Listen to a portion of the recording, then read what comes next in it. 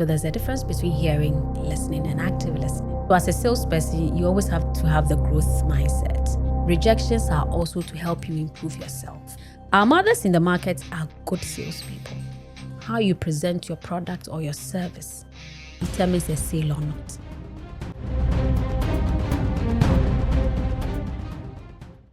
Mina, Yes, it's Ima. good to have you here. Thanks for having me. What makes a good salesperson in today's world? A good salesperson in today's world is somebody who is able to solve problems and also who is also a trusted advisor, I would say. Trusted advisor. You need to be, so if you are coming to me to speak to me on something, I need to trust you. And then you should be able to advise me on what is good so that I'll be able to make a decision and buy the solution or the service. Now, so selling is in two parts. It's either you are selling a product or you are selling a service. So sales should essentially focus on providing a solution to the customer. Exactly. If you are not solving a problem or you are not giving a solution, I'm not sure you're a salesperson.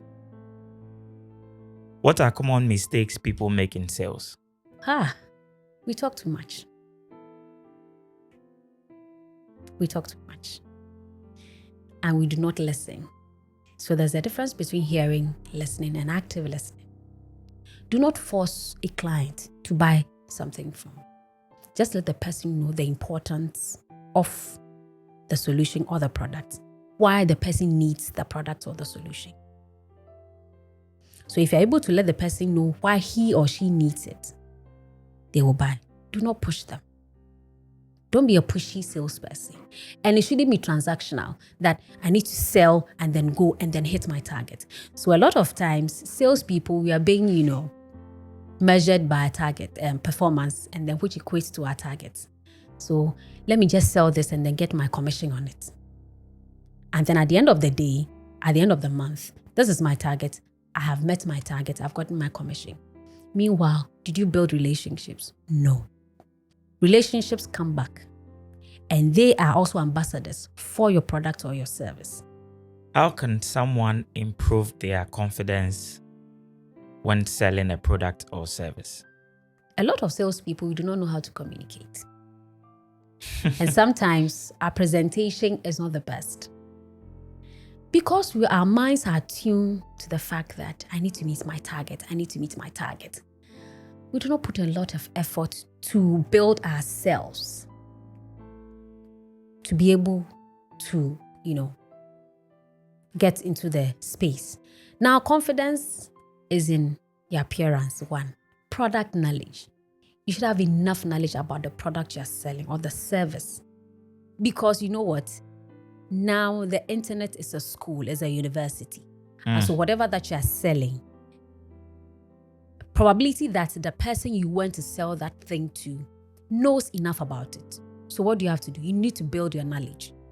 Have product knowledge. Be able to explain what the product can do and cannot do. What's the best way to handle rejection in sales? Rejection in sales, out of 100 no's, there's one yes. How do you get through the first 100? How do you get through the first 100? no's? It's your mindset. It's your mindset. I always talk about the mindset. I mean, there's a growth mindset and there's the static mindset. So as a salesperson, you always have to have the growth mindset that today, there's this thing that we always say to ourselves when you are going, you just have to be speaking back to yourself, and it works. So, okay, fine. Today, even if I get 3 no's, there's going to be a yes for me. So you have to build your self-confidence and motivate yourself enough to be able to withstand it. If you are not confident enough and you're not self-motivated, you cannot go through it. And so rejection is a way to build your confidence, one. It is also to, build upon the mistakes that you did the first round so that the next time you're meeting a client, that no will turn into a yes. As a salesperson, you need to motivate yourself. You are the number one motivator. If you do not motivate yourself, nobody will motivate you. Because the world is tough for sales. And everybody is selling. There's also the 60 seconds elevator pitch that you need to have as a salesperson. So whatever that you are selling, put all together in 60 seconds so that when you pick the phone to call somebody, you'll be able to hit the right spot on the things that you sell within 60 seconds. And one thing will capture the person on the other side of the phone's attention. Go like, okay, fine. Let's have, a deeper conversation about this that you said. All right, sir, when can I call again? And then we set up a meeting. But a lot of times when you're making those calls, if you are doing 10 calls, 8 will be no, 2 will be yes. And that is where you have to always motivate yourself. You go again the next day. Now, rejections are also to help you improve yourself. Now you have to learn how you communicated it. What made you say this and then that? What is that one thing that didn't really sound well? Now you sit back and then you do reflection. And then you pick all these questions and you answer it yourself. Then the next move you make, you're able to solve all those questions in the pitch that you're going to make to the client. And that will give you a yes. I'm curious now, how did you get into sales? So I will say that for me, I got into sales by chance. It wasn't a choice. So when I'm having training, I ask my participants, are you in this career by choice or by chance? Are you in it by choice or by chance? By choice is saying that, okay, fine, I love selling, so I want to be a salesperson. By chance is the fact that for me, I went for an interview and I was told, oh, you are eloquent, you speak well, so you'll be able to convince people. And so this is what we will let you do. So I started, even when I started, I didn't even know what I was doing. So they called us marketing executives. So there's also a difference between marketer and a salesperson. So there's a difference. Now, I started they said I'm a marketing executive. But now I sit back and when I do the reflections, I'm able to say that I was doing sales, not marketing. So I go into the market and then I do market segmentation. And then I say, okay, fine, today I'm going to this area, tackling this part. And then even at that time, when I speak to somebody, I'll take the person's number and the person's name. I write it in a book. So when I come, I'll be calling. I didn't know that was follow-up. It was until recently, about 8 years ago, and I sit back and I said, oh, so I was doing sales. Going through the sales process. I was doing sales, but I didn't know I was doing that. So yes, I got into sales by chance, not by choice. Okay, so take us through briefly through the sales process. Right, so the sales process, a lot of people have given it names. So you've got the spanko, however you arrange it, then you can give it a name. So first is the prospecting, then leads, the presentation, the sale, the negotiation, the sale, and then the after sale or the follow-up. Now the process is getting a lot of people in the pool, where we call the sales funnel. So more or less like a funnel. A lot of the people or the prospects are in. So the ones that comes out of the funnel, probably if it's 20, 5 will definitely come out as somebody who really need the product. So if you're going to sell a laptop and you say, okay, fine, this laptop is made for students. So I speak to students of 30, all in the sales funnel. That's a prospect.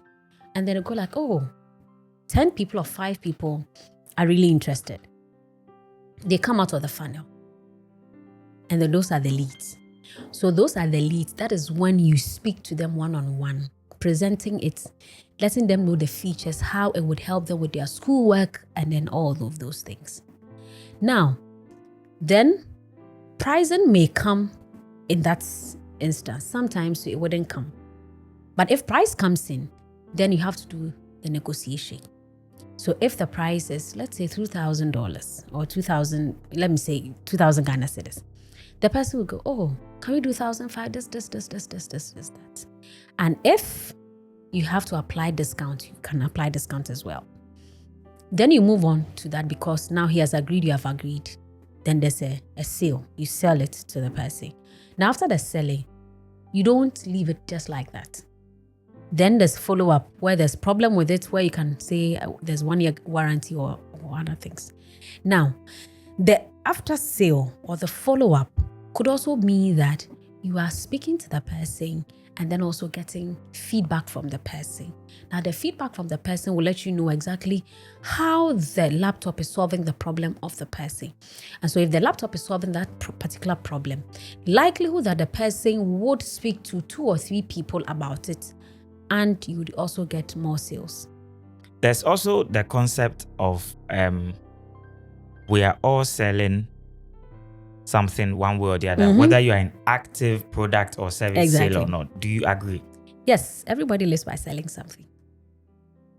Everybody lives by selling something. And my dad would say, not everybody can sell anything. So there are 2 things. Everybody lives by selling something. One, in our movement, in our talking, we are selling something. So if I walk into a room, what do I sell? What am I selling? I'm selling my confidence, my aura, my appearance. And then the other bit is that when I enter into a room and I start communicating, I'm selling my voice. So everybody lives by selling something.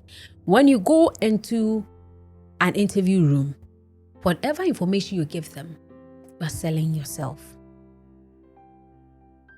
Not everybody can sell anything, as my father would say. It means that if I give you a phone, likelihood that you cannot sell it is high. So in as much as you are selling your appearance and your aura and your confidence, there's a likelihood that you can't even sell a phone to me. So you see the 2 things. So everybody lives by selling something. But according to my father, not everybody can sell anything. So it means that there are some skills that you have to acquire to be a good salesperson. And one of the skills that you need to acquire, 1, confidence. 2, empathy. Because see, if you go to a client and then you're speaking to the client and you're not empathetic, it's one of the skills. If you're not empathetic, you can't sell. You need to be in the shoes of the person. Being in the shoes of the person, okay, I do not have money. But even if you do not have money now, this is what we can do. I can give you a payment plan. The person needs it. He or she can't buy it because he or she doesn't have money. Give me a payment plan. We'll sign against that.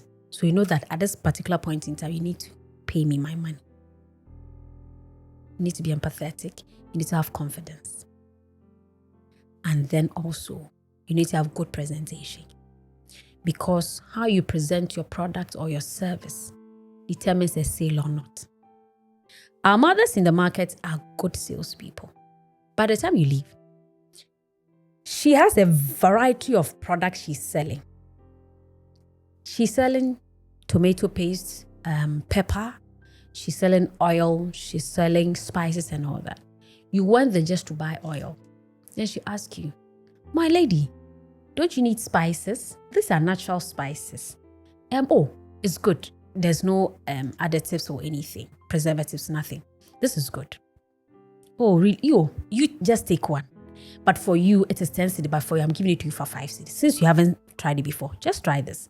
There's this new oil that is in the market. It's very, very good. I use this. By the time you leave, you are just there to buy 1 thing, but you go with 3 things. The presentation. She was empathetic because 1, she wanted to be in your shoes. I don't have money. Don't worry. You just give me 5 cedis.